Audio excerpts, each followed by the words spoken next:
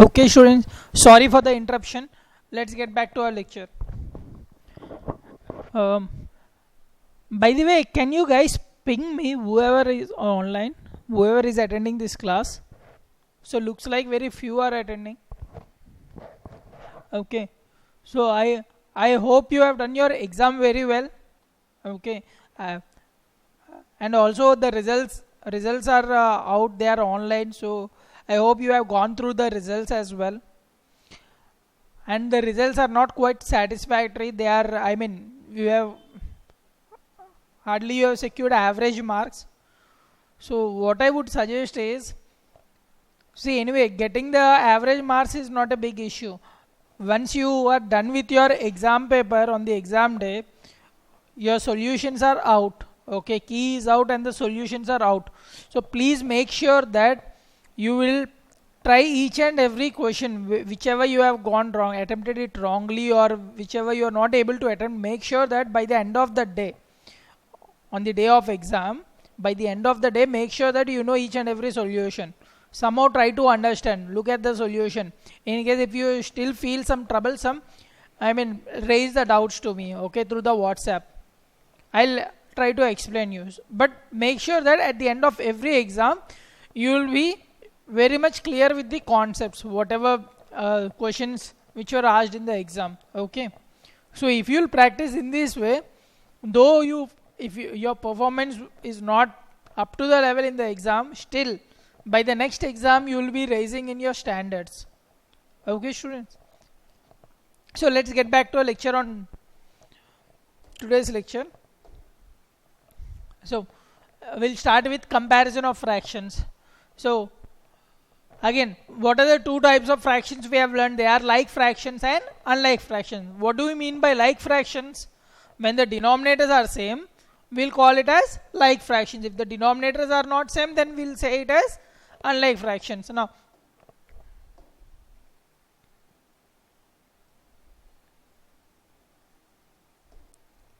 so comparing, sometimes we need to compare two fractions to discover which is larger or smaller, right? So unless without comparing, we can't say whether what is the relation between two numbers, whether they could be equal, or one could be relatively less or relatively could be greater as well. There are two main ways to compare fractions. Okay, these are two important methods. One is decimal method of comparing fraction, and the other is same denominator method. Same denominator method, or we'll also call it as common denominator method. Common denominator method. Now let's look into these methods. The decimal method of comparing fractions. Decimal method is quite easy. Convert each fraction to decimals and then compare the decimals. So for example, which among these is bigger, 3 by 8 or 5 by 12? What you will be doing is convert 3 by 8 to decimal. Once if you will divide 3 by 8, what is 3 divided by 8? This is equal to 8 divided by 3. So 8 zeros, 8 threes are 24. So this will be 6, and then again borrow another 6, 8 sevens are 56, and then you will get 4, 8 fives are 40. So 3 by 8 is equivalent to 0.375. And then similarly 5 by 12. To find 5 by 12, again divide 5 with 12.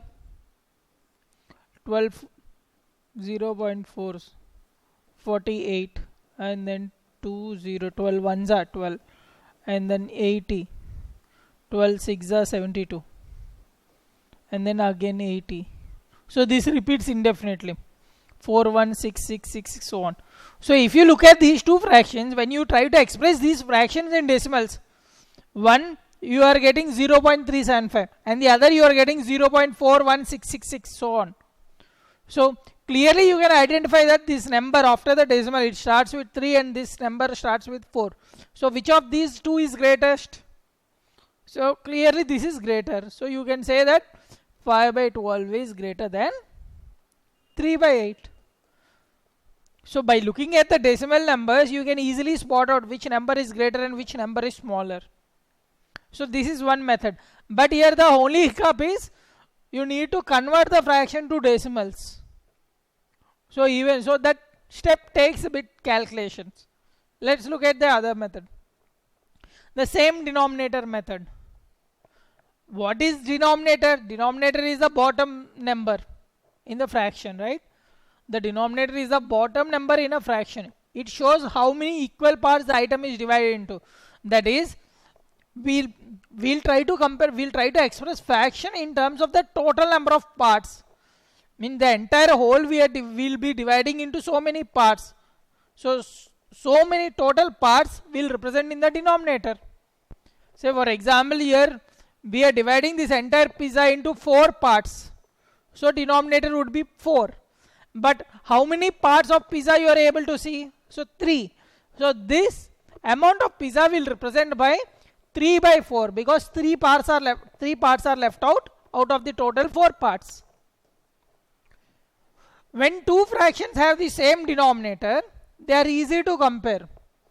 For example, say, consider this pizza, okay, say which is divided into 9 equal parts. 1, 2, 3, 4, 5, 6, 7. This pizza is divided into 9 equal parts. Similarly, this is also divided into 9 equal parts. Now students, if you will observe this, how do we represent this? See, out of the 9 parts, 5 parts are empty. There are only 4 parts of pizza left, 4 pieces in fact. So this we will represent it by 4 by 9. And what about this pizza? Here we can see only 5 pieces are left. So we will represent this pizza by 5 by 9. So clearly we can see that, see, denominators are same. What about the numerators? 4 is obviously less than 5 as we already know. So we can say that this fraction is less than this 5 by 9. So whenever the denominators are same, it is pretty easy to compare fractions. When two fractions have the same denominator, they are easy to compare. Just you will compare their numerators. So whichever the numerator is greater, that fraction would be greater. Okay students, hope this is clear. But when the denominators are not the same, see, when the fractions are like, then denominators would be same. What about unlike fractions? Unlike fractions are the ones where the denominators are not same. So then what we'll be doing is we'll use the concept of equivalent fractions.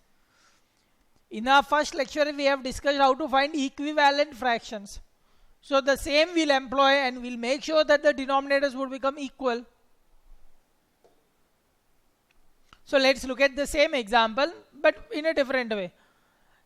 3 by 8 or 5 by 12. Just now we have seen this example using the decimal method. Now here the denominators are different. 8 is not equal to 12. So what we'll do is, let's convert these into equivalent fractions. That is, we'll make the denominator same. How to make the denominator same? When we multiply 8 with 3, we get 24. And similarly 12 with 2, we get 24. So we can make the denominator same for both the fractions. Here 8 and here 12. Let's make these denominators same. So here we'll multiply by 3 and here we'll multiply by 2. But students, to keep the fractions equivalent, whatever operation we are doing in the denominator or whatever number we are trying to multiply in the denominator, by the same number we need to multiply in the numerator as well. So if you want to multiply denominator by 3, you need to multiply the numerator as well by 3. So in this case, if you will multiply both numerator and denominator by the same number, the fraction value wouldn't change. They would be equivalent fractions. Similarly here, if the denominator you will multiply by 2, even multiply the numerator as well by 2. Okay students? So these two fractions you will keep it as 9 by, once you multiply you will be getting 9 by 24 and the other fraction would become 10 by 24. Now are you able to get any idea? So now if you look at these two fractions, this is equivalent to Here 3 by 8, because these two are equivalent fractions. Similarly 10 by 24, this is equivalent to 5 by 12, because these two are equivalent fractions again. Now you need to compare these two, but instead of these two you are comparing their equivalent fractions. Now if you compare these two, are you able to get any idea? See, look at these two. Here they two have the same common denominator. What is the common denominator over here? That is 24. And so once the common denominator is, when they have the common denominator, we know they will become like fractions. And how to compare like fractions? So simply by comparing the numerators 9 and 10. Students, obviously 9 is less than 10, so hence this would be less than this. So our answer is 3 by 8 less than 5 by 12. Okay students, this method is pretty easy as compared to the decimal method, because in decimal method we need to do that long division method. Okay, so here the same procedure I have represented over here. We have multiplied by 3 both the numerator and denominator, and here by 2, so that to make the denominator same. So we can now see 9 by 24 is smaller than 10 by 24, hence 5 by 12 is the larger fraction. Okay students, let's move on to the next slide. So making the denominators the same. Now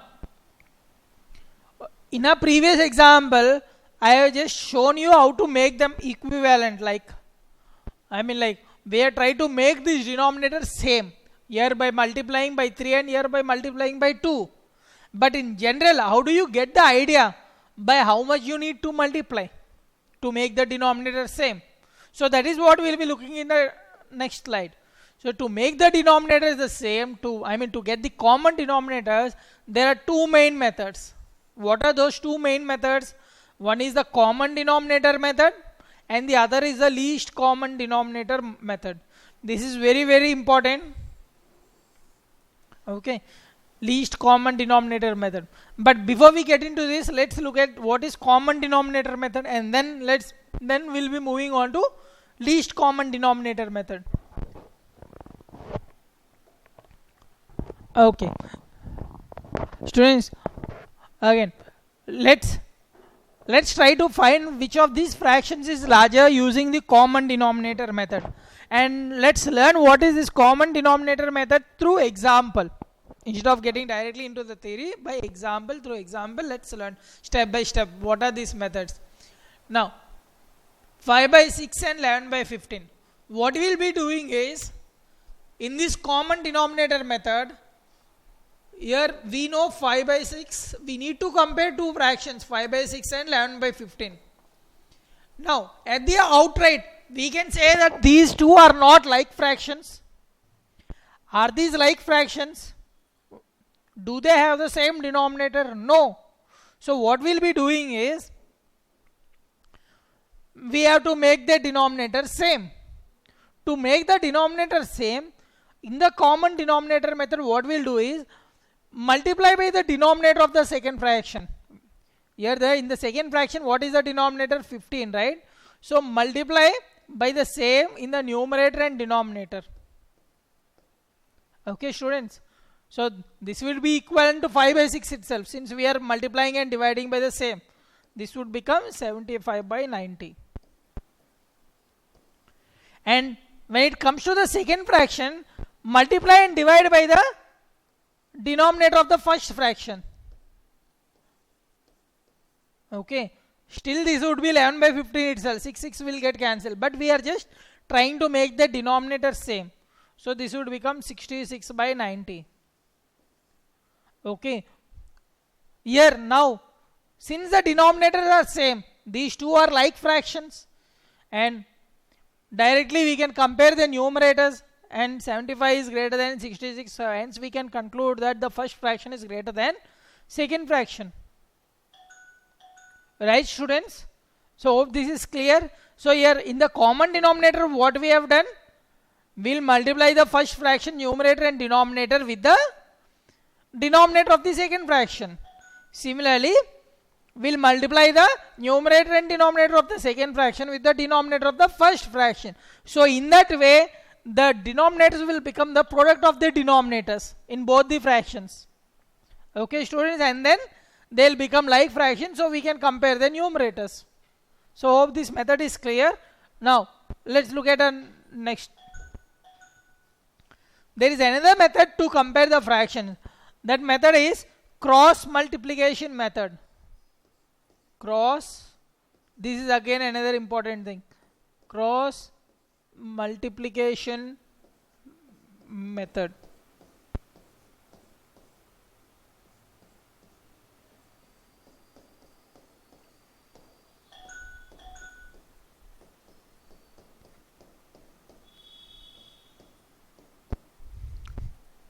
So what is this cross multiplication method? How does it work in comparing the fractions? So how to compare fractions using cross multiplication? The first step is cross multiply, that is multiply the numbers diagonally and then compare. Simple. Say you are given two fractions a by b and c by d. You don't know the relation between them.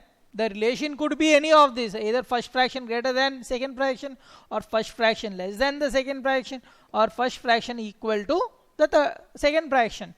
But how do we identify the relation? So to identify the relation, what we'll do is we'll cross multiply. That is, consider a into d. That is the numerator of the first fraction into denominator of the second fraction. Similarly, numerator of the second fraction into denominator of the first fraction. So in this way, multiply, cross multiply. Okay, once you cross multiply, now this would be one number and this would be another number. Once we know the numbers, we can identify the relation between them. So for example, if you have to compare 1 by 2 and 1 by 3, what is the relation between them? To do this, we'll cross multiply. That is, this would become 1 into 3 and this would become 1 into 2. This is 3 and this is 2. Now students, can you say which one is greater? So this is greater, right? So 3 is greater than 2. So that means 1 by 2 would be greater than 1 by 3. So this is how we will say using the cross multiplication method. Okay students, let's look at another example. So we need to compare 4 by 7 with 3 by 5. So what we need to do, step 1, cross multiply. If you cross multiply, you will get 20, 4 into 5, and here 21. So which of the following is greatest? So 20 is less than 21. So the relation between these two fractions is the first fraction is less than second fraction. Similarly, let's look at another example. 2 by 3 and 4 by 7. To compare these two, let's cross multiply. We will get 2 times 7 and 3 times 4. What is 2 times 7? That is 14. What is 3 times 4? That is 12. Which of these is greater? 14 is greater. So the relation is this would be greater, this would be greater. Okay students. Now let's look at the last example. Compare 4 by 10 with 2 by 5. Okay, so what we'll do, cross multiply. So it will become 4 into 5 and this would become 2 into 10. 4 into 5 is 20, 2 into 10 is again 20. So these two are equal. So these two products would be equal. So the relation between these two fractions is equal. So hope this is pretty clear. So let's move on to our next slide. So that is about the common denominator. Okay. Now let's look at this method. This is least common multiple. This is very important thing. Least common multiple is the smallest positive number that is a multiple of 2 or more numbers. What is least common multiple? It is the smallest positive number. Smallest positive number that is a multiple of 2 or more numbers. Let's try to understand what does each adjective over here means. Adjective and this adverb smallest, what it means. Let's start with an example again, the way we have learned the common denominator method. We have to find the least common multiple of 3 and 5. What does it mean? To find least common multiple between any two numbers, list the multiples of each number. That is multiples of 3. List the multiples of the numbers which you are trying to find the least common multiply. Say for example, what are the multiples of 3? 3, 6, 9, 12, 15, 18, 21, 24, 27, so on. And then list down the multiples of 5. What are the multiples of 5? 5, 10, 15, 20, 25, so on. 30, 35, so on. Right? So first step is list down the multiples. Next, find the first common value. Find the first common value in between these two lists. Here you are having two lists, right? One is multiples of 3 and multiples of 5. Find the common value, first common value. So if you will observe here, when you represent them on the number line 3, 6, 9, 12, 15 and here 5, 10, 15, so on, you will observe the first common value is 15. Okay students, the first common value is 15. Similarly, if you will continue on 27, 30, you will get over here and here 30. So here again you will come across 30, 30. 30 would be the common in both these lists. So now find the first common value, that is 15 in this case. 30 is also the common value, but you need to find the first common value. So the least common multiple is the first common value, or we'll say the smallest common value. It is the smallest common value, or we'll say multiple, common multiple. Okay students, so what we have done to find the least common multiple between two numbers, first we have listed down their multiples. This is, we have listed down their multiples, and then we have found their common values, like in 15, in 30, these are the common values. If you list down the common values, you will be getting 15, 30, 45, so on. This is next. After listing down their common values, find the smallest among them. What is the smallest? Smallest will be the first common value. So LCM is 15. In short, we will call it as LCM. So LCM means it is the least common multiple. Okay students, so hope this example is clear. Let's look at in detail. What is a multiple? We get a multiple of a number when we multiply it by another number, such as multiplying by 1, 2, 3, 4, 5, etc. The same least common multiple concept I am trying to explain in detail elaborately. Please try to follow this, just like the multiplication table. Here are some examples. What are the multiples of 4? 4 1s are 4, 4 2s are 8, 4 3s are 12, 4 4s are 16, 4 5s are 20, 4 6s are 24. So in this way we have listed down all the multiples of 4. Similarly, what are the multiples of 5? 5 1s are 5, 5 2s are 10, 5 3s are 15, 5 4s are 20. So we have listed down the multiples of 5. So hope you have understood what is meant by multiple.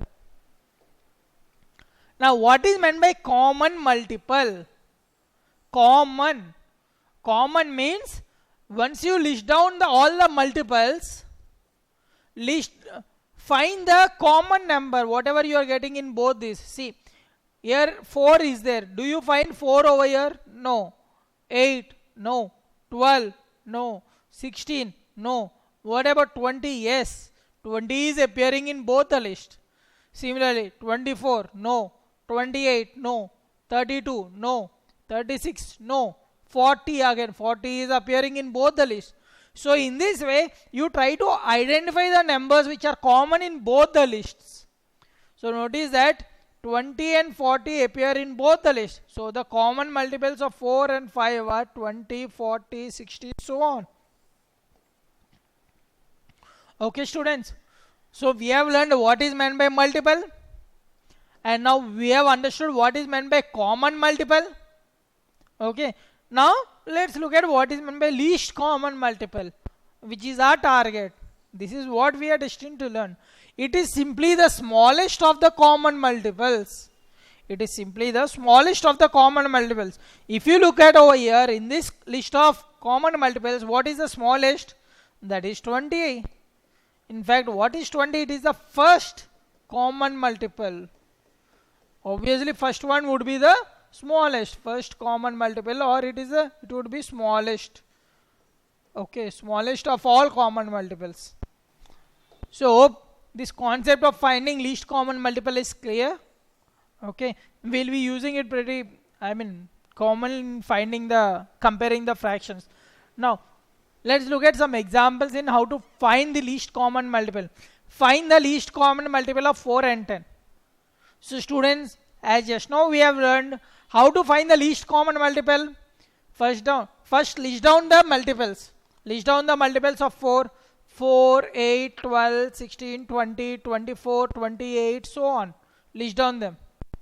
And the multiples of 10. 10, 20, 30, 40, so on. Here 32, 36, 40, so on. Then what we need to do? What are the common multiples in between these two lists? Common multiples. What are the common multiples? If you'll identify 20 and then here 40. So we'll be getting 20, 40.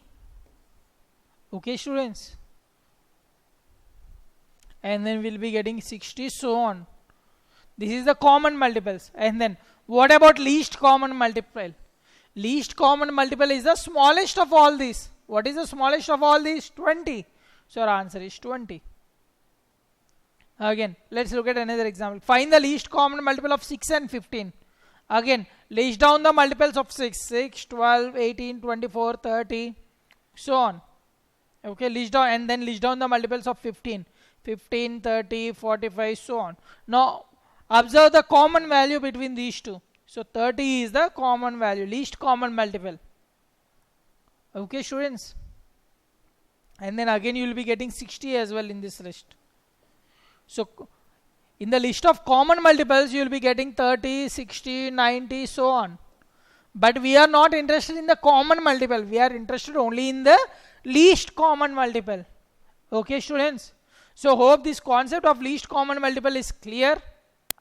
Now what about if you need to find the least common multiple of more than 2 numbers?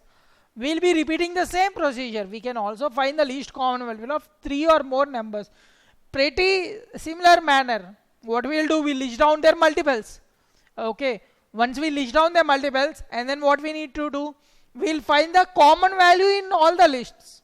Okay. And then find the least among them. Say, you need to find the least common multiple of 4, 6, 8. And least common multiple, in short, we'll call it as LCM. So we need to find LCM of 4, 6 and 8. What we'll do, list down the multiples of 4. 4, 8, 12, 16, 20, 24, 28, 32, 36. And then list down the multiples of 6. 6, 12, 18, 24, 30, 36. And then list down the multiples of 8. 8, 16, 24, 32, 40, so on. Now, are you able to identify any common value in between these 3 lists? If you'll observe, students, 24 is the common value in all these 3 lists, and that is the first value.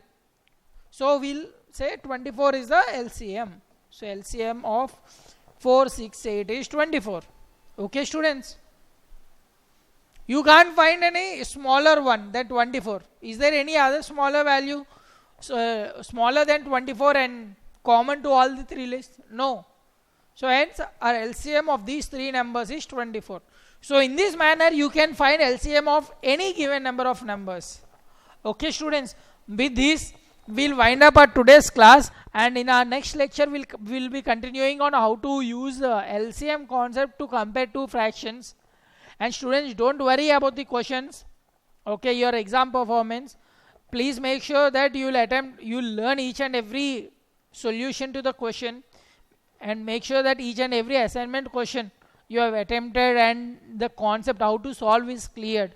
This should be your foremost duty. Each and every question in your assignment you should be knowing, and similarly on the exam day make sure that a solution to every question is known to you by the end of the day. Okay, post exam analyze yourself the exam paper and try to understand the